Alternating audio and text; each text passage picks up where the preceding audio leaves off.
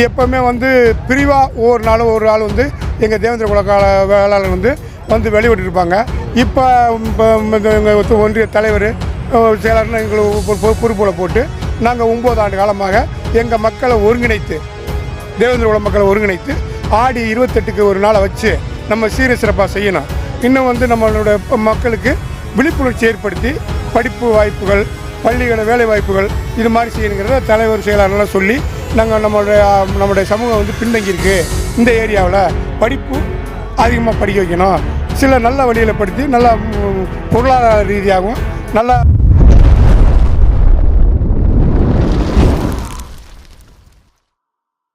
என்னோட கருத்து இந்த சமூகத்துக்கு பயனுள்ளதாக இருக்குன்னு நினைக்கிறவங்க மட்டும் இந்த மூவேந்தர் மீடியாவை சப்ஸ்கிரைபிள் பண்ணிவிட்டு பெல்லைக்கான ஆள் கொடுத்து ஃபாலோ பண்ணிக்கோங்க. நன்றி. உறவுகள் அனைவருக்கும் வணக்கம். தொடர்ந்து நம்மளோட மூவேந்தர் வலைவழியில் வந்து ஆன்மீகம் சம்பந்தமான நிகழ்வெல்லாம் நம்ம நிறையா வந்து பார்த்துட்ருக்கோம். அதனைத் தொடர்ந்து புதுக்கோட்டை மாவட்டம் விராலிமலை தாலுகா கத்தலூர் என்ற கிராமத்தில் தான் நம்ம இருக்கோம். இங்கே வந்து ஆன்மீகம் சம்பந்தப்பட்ட ஒரு நிகழ்வு வந்து நடைபெற்றதாகும். இது பாரம்பரியமாக தலைமுறையாக இங்கே இருக்கக்கூடிய ஐயனார் கோவிலையும் கருப்பணசாமி கோவிலையும் வந்து தேவேந்திர குல வேளா சமூகம் மட்டுமல்லாமல் பிற சமூகம் வந்து இதை வழிபட்டுட்டு வராங்க. இந்த கோயிலோட சிறப்பு என்ன அப்படின்றப்ப தான் இந்த ஊரில் உள்ள பெரியவங்கள்ட்ட வந்து கேட்க போகிறோம். இந்த ஊரோட சிறப்பு என்ன, இந்த கோயிலோட சிறப்பு என்ன? இந்த ஊர் பாரம்பரியமாக முன்னொரு காலத்தில் இந்த விராலிமலை ஒன்றியம் புதுக்கோட்டை மாவட்டம் கத்தலூர் கிராமத்தில் இருக்கக்கூடிய இந்த காரமரத்து கருப்பசாமி, ஐயனார், பாப்பாத்தி, தொட்டிச்சி, திருப்பாளி என்ற குலதெய்வமாக வழிபடக்கூடிய தேவேந்திர குல மக்கள் காலங்காலமாக இதை வாழ்ந்து வருகிறார்கள், வழிபட்டு வருகிறார்கள். இந்த மக்கள் வந்து முன்னொரு காலத்தில் மதுரை சிவகங்கையில் இருந்ததாகவும் அங்கேருந்து முன்னோர்கள் இங்கே வந்து இந்த பகுதியில் குறுநில மன்னர்களாகவும் வாழ்ந்ததாக ஒரு வரலாறு சொல்கிறாங்க எங்கள் முன்னோர்கள் சொல்கிறதுக்காக.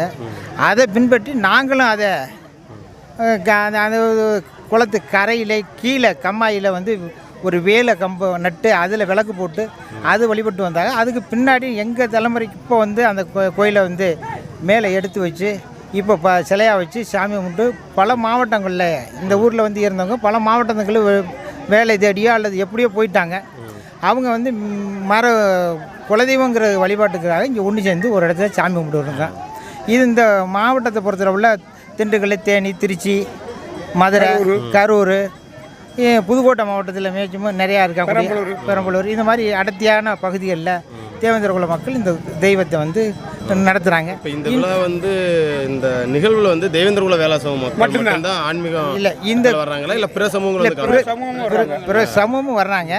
பெரும்பான்மையாக வந்து தேவேந்திர குல மக்கள் தான் இதுக்கு பாத்தியப்பட்டதும். அது குலதெய்வமாக வழிபடக்கூடியவங்க தேவேந்திர குல மக்கள் தான். மற்றவங்க வந்து வருவாங்க போவாங்க, சாமின்னு சொல்லுவாங்க, கிராமத்து தெய்வம்னு சொல்லுவாங்க, அல்லது அவங்களுக்கும் ஒரு சில பேருக்கு குலதெய்வம்னு சொல்லிக்கிட்டு இருக்காங்க. ஆனால் அது எந்த அளவுக்கு எங்களுக்குன்னு தெரியாது.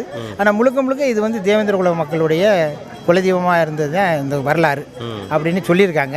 நீங்கள் வந்து எத்தனை ஆண்டுகளாக வந்து இது நாங்கள் இப்போ எங்கள் பாட்டங்காலத்துலேருந்து நடத்திக்கிட்டு இருக்கிறோம். இந்த விழாவை பொறுத்தவரை இது 9ஆம் ஆண்டு. இதுக்கு முன்னாடி 9ஆம் ஆண்டுன்னு போட்டிருக்கீங்க. ஆமாம். இதற்கு முன்னாடி இதை கடைபிடிக்கிறது தவறிட்டீங்களா இல்லை மீண்டும் கையில் எடுத்து இந்த ஆன்மீகத்தை வந்து கொண்டு வரீங்களா? இல்லை, ஆடி மாதம்னாலே வந்து தேவேந்திர குல வேளா சமூகம் கருப்பணசாமிகளுக்கோ கோயில் ஐயனார்களுக்கோ வந்து வழிபடுறது இயல்பான ஒரு.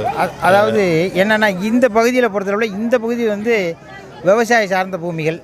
இந்த பக்கத்து வந்து ஆடி 28ங்கிறது ஆடி கழிவுன்னு சொல்லுவாங்க. மதுரை மாவட்டம் திண்டுக்கல் இந்த பக்கத்து ஆடி கழுவாடிங்கிறாங்க, களரி அப்படின்னு சொல்லக்கூடிய விழாங்கிறாங்க இதேவே. அப்போ அந்த மக்களும் இதில் கலந்துக்கிறாங்க. அவங்களுக்கு இதுதான் குலதெய்வம். அந்த இருக்கவங்க நிறையா இருக்காங்க. அவங்களும் இப்போ வழிபாட்டுக்கு வந்திருக்காங்க, நிறையா வந்திருக்காங்க. அவங்க வந்துட்டு நேர்த்திக்கடைகளை, அதாவது இந்த சாமிக்கிட்ட என்ன நேர்ந்துக்கிறாங்களோ அது சொன்னது அப்படியே பழிக்கிறது.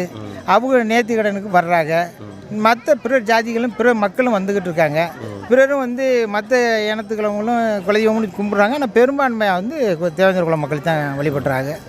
இந்த தெய்வத்தை வழிபடுறதுனால எந்த மாதிரி பலனெல்லாம் இருக்குது? ஏன்னா இதை பார்க்கக்கூடியவங்க வந்து இப்போ இந்த தெய்வத்தை வந்து வேண்டிட்டு போனால் இந்த விஷயங்கள் நடக்கு அப்படின்ற மாதிரி ஒரு நிகழ்வு இருக்கும்ல, எந்த மாதிரி எல்லாம் வந்து கல்யாணம் ஆகாதவங்களுக்கு கல்யாணம், புள்ள இல்லாதவங்களுக்கு புள்ள அந்த வருஷத்தில் அடுத்த வருஷத்தில் புள்ள வந்து கொடுத்துட்றாங்க.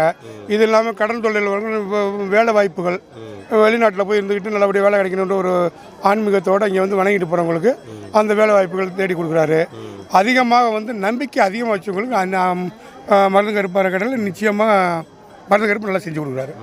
இது முன்னொரு காலத்தில் வந்து இந்த கோயில் வந்து எங்களுடைய கோயிலாக இருந்தது. செவிவழி செய்தியாக நான் சொல்கிறேன். எங்களுடைய முன்னோர்கள் சொன்னது என்னென்னா, இந்த கோயில் வந்து எங்களுடைய பாரம்பரியம், எங்கள் முப்பாட்டனர் இருக்காங்க. அப்போ வந்து என்ன செஞ்சுருக்காங்கன்னா, இந்த கோயில் வந்து இங்கே சாமி கும்பிடும்போது தேங்காய் பழம் உடைச்சி சாமி போடுறதுக்காக அதானே ஒன்றியம், தேங்காய் பழம் உடைச்சி சாமி போடுறதுக்காக இங்கே தேங்காயெல்லாம் வாங்கி வச்சுட்டு உடைச்சிட்டு சாமி போட வந்திருக்காங்க. என்ன சாமி வச்சுருக்காங்க. அப்புறம் வந்து நம்ம ஆளுங்க வந்து மாற்றி உடைச்சதுனால இங்கே வந்து வேறு சமூகம் இல்லை. அதிகமாக எங்கள் சமூகம் தான் இங்கே வந்து அதிகமாக குலதெய்வம் அதிகமாக பண்ணுறாங்க. இது எப்போவுமே வந்து பிரிவாக ஒவ்வொரு நாளும் ஒரு ஆள் வந்து எங்கள் தேவேந்திர குலக்கால வேளாளர் வந்து வெளியிட்டிருப்பாங்க. இப்போ எங்கள் ஒன்றிய தலைவர் செயலர்னு எங்களுக்கு பொறுப்பில் போட்டு நாங்கள் 9 ஆண்டு காலமாக எங்கள் மக்களை ஒருங்கிணைத்து, தேவேந்திர குல மக்களை ஒருங்கிணைத்து ஆடி 28க்கு ஒரு நாளை வச்சு நம்ம சீர சிறப்பாக செய்யணும். இன்னும் வந்து நம்மளோட மக்களுக்கு விழிப்புணர்ச்சி ஏற்படுத்தி படிப்பு வாய்ப்புகள், பள்ளிகளை வேலை வாய்ப்புகள் இது மாதிரி செய்யணுங்கிறத தலைவர் செயலாளர்லாம் சொல்லி நாங்கள் நம்மளுடைய சமூகம் வந்து பின்தங்கியிருக்கு, இந்த ஏரியாவில் படிப்பு அதிகமாக படிக்க வைக்கணும், சில நல்ல வழியில் படுத்தி நல்லா பொருளாதார ரீதியாகவும் நல்லா ஆன்மீக ரீதியாகவும் சிறப்பாக வரணும்னு சொல்லி பேசிக்கிட்டோம். நாங்கள் தலைவர், ஒன்றிய செயலாளர், இன்ஜினியர் ஐநான் போன்றவர்களும் பேசணும். அந்தப்படி மக்கள் மத்தியில் இளைஞர் பெருமக்கள்லாம் வந்து இன்றைக்கி வந்து கிட்டத்தட்ட 4000 பேருக்கு சமைச்சு வச்சுருக்கோம். இங்கே உங்களுக்கு முன்னாடியே தெரியும் எத்தனை பேர் சமைச்சிட்ருக்காங்க, சாப்பிட்றாங்கன்றது. சாதி சமமற்ற நாங்கள் போய்கிட்டுருக்கோம். எங்கள் தேவேந்திர குலம் மட்டும் இல்லை, யார் வேணாலும் வரலாம், யார் வேணாலும் சாப்பிட்டு போகலாம், யார் வேணாலும் சாமி போடலாம். அந்த மாதிரி முறையில் எங்கள் ஒன்றிய செயலாளர், எங்கள் தலைவர் மற்றும் தலைவர்கள் இருக்காங்க. அந்த சாதி பாகுபாடின்றி நடத்திக்கிட்டு வர்றோம். எங்களோட சமூகம் முன்னுக்கு வரணும், ஏன்னா பொருளாதார ரீதியாகவும் படிப்பு ரீதியாகவும் வரணுங்கிறது எங்களோட பேராசை. அதோட மருந்து கருப்பனோட இருக்கிற மேல்மட்டத்துக்கு வரணுங்கிறது பேராசை. ரைட். அதாவது இந்த கோவிலில் உண்மையிலே ஒரு சிறப்பு ஒன்று இருந்தது. ஏன்னா நம்மளும் பல்வேறு ஆன்மீக நிகழ்வில் வந்து கலந்துக்கிறோம். ஆனால் இங்கே நம்ம இங்கே கலந்து கொண்ட நிகழ்வில் மன திருப்தியை கொடுத்தது என்னென்னா, இங்கே உள்ள இளைஞர்களை உண்மையிலே நம்ம வந்து பாராட்டணும். ஏன்னா நிறைய ஆன்மீக விழாக்களில் இளைஞர்கள் வந்து மது போதையில் இருக்கிறது, குடிச்சிட்டு வந்து கலாட்டா செய்கிறது, இந்த மாதிரி விஷயங்கள் நிறையா இருந்தது.